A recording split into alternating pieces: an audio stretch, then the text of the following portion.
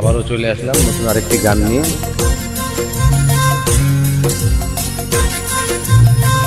আশা করি আপনাদের গানটি অনেক ভালো লাগবে। আমার বুকের মধ্যখানে মন যেখানে হৃদয় সেখানে, সেইখানে তোমাকে আমি রেখেছি কত না যতনে। আমার বুকের মধ্যখানে মন যেখানে হৃদয় সেখানে, সেইখানে আমাকে রেখো আর কোথাও যাব না জীবনে। আমার বুকের মধ্যখানে মন যেখানে হৃদয় সেখানে। তো আপনারা যারা এই ভিডিওটি এই মুহূর্তে আমার এই গানটি যারা শুনছেন, আপনারা ইতিমধ্যেই আমার আগের গানগুলোতে কমেন্ট করছেন, খুব ভালো লাগছে।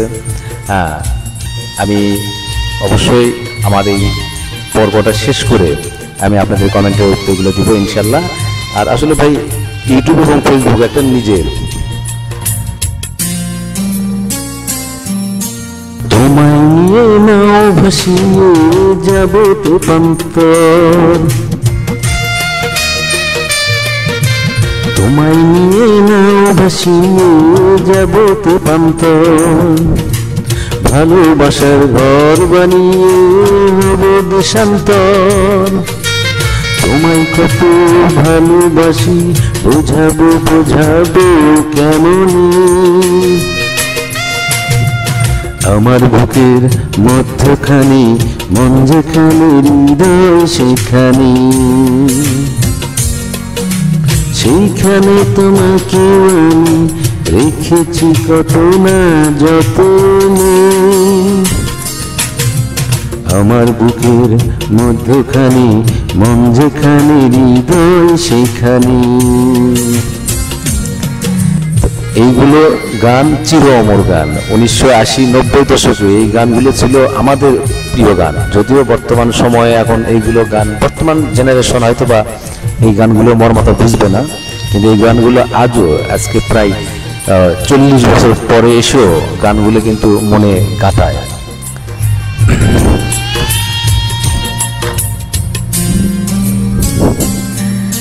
সাগরেরই টানে যেমন নদী ছুটে যায়, সাগরেরই টানে যেমন নদী ছুটে যায়, তেমনি করি আমার মন তোমায় পেতে চায়। তুমি আমার জীবন তরি, তুমি আশার আলো নয়নে। আমার বুকের মধ্যখানে মন যেখানে হৃদয় সেখানে, সেইখানে আমাকে তুমি রেখেছ কত না যতনে। তোমার বুকের মধ্যখানে মন যেখানে হৃদয় সেখানে, সেইখানে আমাকে রেখো আর কোথাও যাব না জীবনে। আমার বুকের মধ্যখানে মন যেখানে হৃদয় সেখানে। ভাই ভালো তো হয় নাই, চেষ্টা তো করছি, আপনারাও করবেন। চেষ্টাই তো মানুষকে ভালো কিছু করতে শিখায়।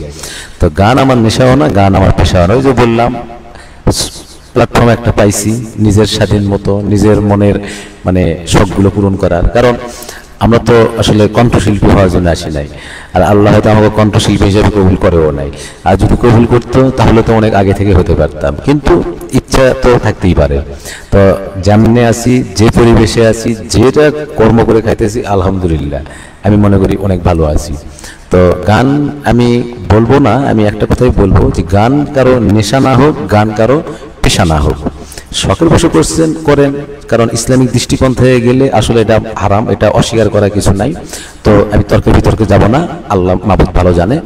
তো আমি একটু মানে অবসর সময়, যেহেতু আমরা চাকরিজীবী মানুষ, সপ্তাহে একটা দিন বন্ধ পাই, সারাদিন কর্ম শেষে এই একটু ঘরের মধ্যে চেষ্টা করতেছি আর কি একটু বিনোদন খোঁজার আর কি। তো একটা জিনিস মাথায় রাখবেন, আজকে যদি আমার এই ফেসবুকটা না থাকতো, আমার ইউটিউব চ্যানেলটা যদি না থাকতো, আজকে যদি মাইক্রোফোন না থাকতো, এই শখটা যদি না থাকতো, তাহলে আমি এখন কী করতাম? অবশ্যই আমি দোকানে বসে আড্ডা দিতাম, বন্ধু বান্ধবের সাথে পান চা সিগারেট খাইতাম। এখানে আমার কি হইতো? আমার কিন্তু অপচয় হইতো, শারীরিকভাবেও কিন্তু আমি ক্ষতিগ্রস্ত হতাম ধূমপান করার কারণে, বা যেভাবে হোক, আবার সময়টাও নষ্ট হতো। তার থেকে এই ভালো যে আমি ফ্যামিলি মেম্বার নিয়ে তারা তাদের মতো কাজ করতেছে, কেউ রান্না করতেছে বা কেউ বিনোদন তারাও দেখতেছে টিভি মিডিয়া, আমি ঘরের মধ্যে আছি, সব মিলে আমি মনে করি আমি এখন ভালো আছি। আর আশা করি বর্তমান যে সময় তাতে বাইরে না থেকে এভাবে ঘরে থাকেন, বিনোদনের মধ্যে থাকেন। আমি তো এমন কিছু করতেছি না যেটা আপনার কাছে বিরক্তকর, রাষ্ট্রের কাছে বিরক্তকর, সমাজের কাছে বিরক্তকর। আর কণ্ঠ তো ভাই আমাদের তো আরও জোরে হয়, কিন্তু এই যে বললাম ফ্যামিলি, আশেপাশে আরও ফ্যামিলি আছে। তো এমনভাবে আমার গান বাজানোও যাবে না, বা এমনভাবে আমার কণ্ঠ ছাড়েও বলা যাবে না যেটা আমার আশেপাশের ফ্যামিলি বা অন্যান্য যেগুলো ফ্যামিলি বা পরিবার আছে তাদের সমস্যা হয় বা তাদের বিরক্তের কারণ হয়। তো দেখি নেক্সট এবার কি গান নিয়ে আসা যায়।